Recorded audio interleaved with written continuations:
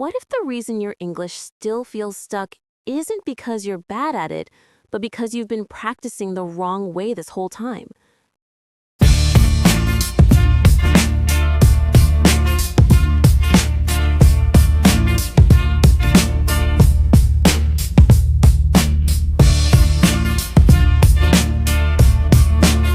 Welcome back, everyone.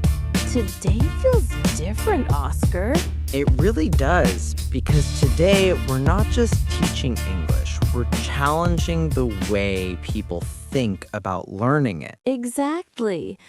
And our topic today is designed to feel real, natural, and slightly uncomfortable in the best way possible. Because real growth happens when you step out of your comfort zone. That's right. We're diving into something everyone experiences but rarely talks about: everyday silent pressure in daily life and how to express it in English without sounding robotic. So imagine this. You wake up, check your phone, and already feel overwhelmed. Messages, notifications, expectations.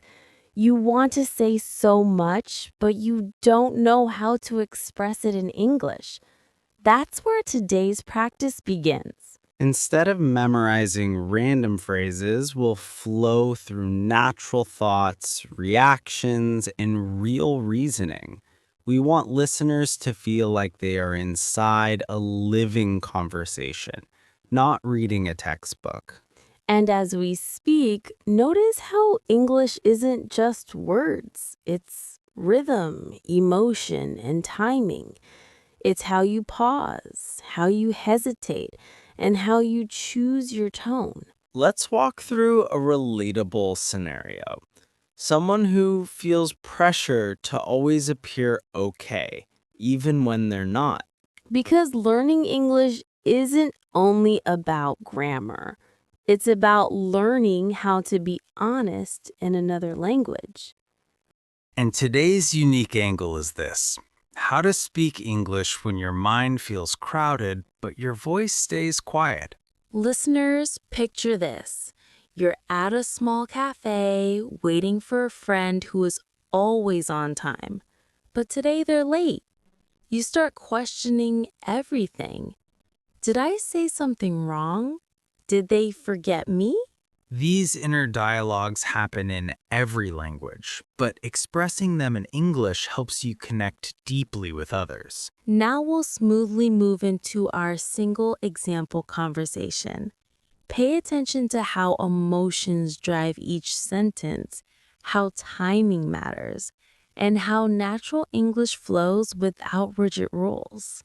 You've been sitting there for a while. Your coffee is getting cold.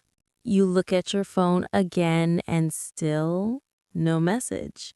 And your mind starts creating stories, even when reality might be simple. Let's listen to this realistic daily conversation. And remember, this is not a perfect conversation.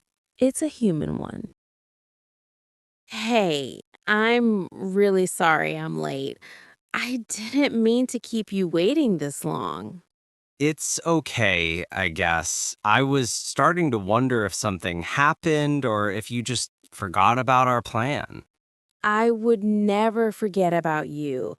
I just got caught up with work and everything felt like it was moving way too fast today.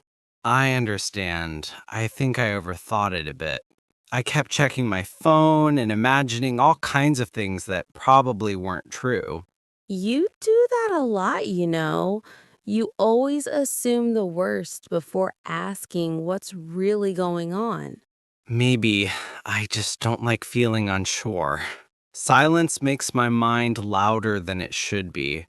That's actually very honest of you to admit. I'm trying to be more open, even in English, which sometimes feels harder than speaking my own thoughts. You're doing fine. Your English sounds natural because you're being real, not perfect. That's reassuring to hear. Sometimes I feel like I need to sound fluent instead of just understandable. That pressure is something many people feel, but communication isn't about perfection, it's about connection. When you said nothing for those 30 minutes, I felt like I didn't matter. I'm really sorry it felt that way. I honestly didn't realize it could affect you so deeply. It's okay. I should have just waited instead of letting my mind run wild. Maybe next time you can send a simple message instead of assuming the worst. Yeah, something like, hey, are you okay? I'm still here waiting. Exactly. That would have cleared everything up instantly. Funny how such a simple sentence can change how we feel. That's the power of words. And that's why learning how to express thoughts clearly in English matters so much. Now, let's unpack why this kind of conversation helps your speaking skills. Notice how the tone changes, how pauses create meaning, and how emotions guide the sentence structure. Daily English is not stiff, it breathes, it adapts, it reflects personality. When you practice like this, you're training your brain to think in English, not just translate. And thinking in English is the real goal. Imagine using this style in your own life, expressing confusion, disappointment, honesty, appreciation, or reassurance naturally. The beauty of daily conversation English is that it mirrors real life.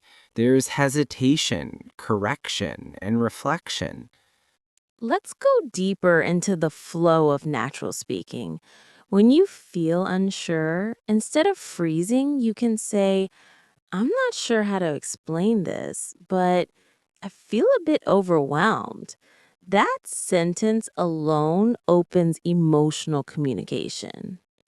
And when you're trying to be polite yet honest, you might say, I didn't want to seem rude, but it did bother me a little. These phrases don't come from textbooks, they come from real moments, real emotions, real life. And as our listeners practice, they'll start noticing how their confidence shifts. Slowly, speaking will feel less like a test and more like self expression. The more you listen to conversations like this, the more natural your rhythm becomes. You stop translating word by word and start responding with feeling. Practice doesn't mean repeating perfect sentences. It means embracing imperfect but honest communication. And this is how English becomes part of you, not just a subject you study. You start using it when you're tired, when you're excited, when you're confused, and when you're happy. English becomes a bridge, not a barrier. And every small conversation you have builds that bridge stronger. As you listen, imagine yourself in the cafe, in that moment, feeling the awkward silence and choosing honesty instead of assumption. That decision alone turns a simple conversation into meaningful connection. That's why today's topic matters. It's not just about words, it's about human experience conveyed through English. And as we continue flowing through this episode, remember every sentence you understand is progress. Every phrase you try to say is courage. And every mistake you make is learning in motion. So keep listening, keep absorbing, and let your mind relax into the sound of real English dialogue. Because this is how fluency is built, not overnight, but through steady, emotional, and honest practice. And we will keep guiding you through moments that feel familiar but sound clearer in English. Your voice matters, even when it trembles. And your English doesn't need to be perfect to be powerful. It just needs to be yours. As the conversation flows, think about your own daily situations, the times you wanted to say something but held back, the moments you replayed in your mind while searching for the right words. Those moments are opportunities for practice. And every opportunity is a step closer to confidence. Because the more you speak, the more natural it becomes. And the more natural it becomes, the more you trust yourself. That trust changes everything. Your tone, your clarity, your presence. And how others respond to you. This is not about sounding like a native speaker. It's about sounding like a real person in English. Someone with feelings, hesitation, and sincerity. And that authenticity is what truly connects people. Keep practicing, keep listening, and keep engaging with the language as part of your life, not just as a lesson. Because English isn't just something you learn, it's something you live. And as we continue moving forward, let your curiosity guide you. Let your mistakes shape you.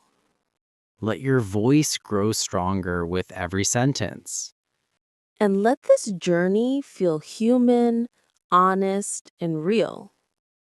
This is your space to explore English freely. And we're here with you every step of the way. So breathe, listen, and absorb. Because your English story is just beginning. And it's more powerful than you think. Don't forget to like, subscribe, and turn on the bell so you don't miss other videos.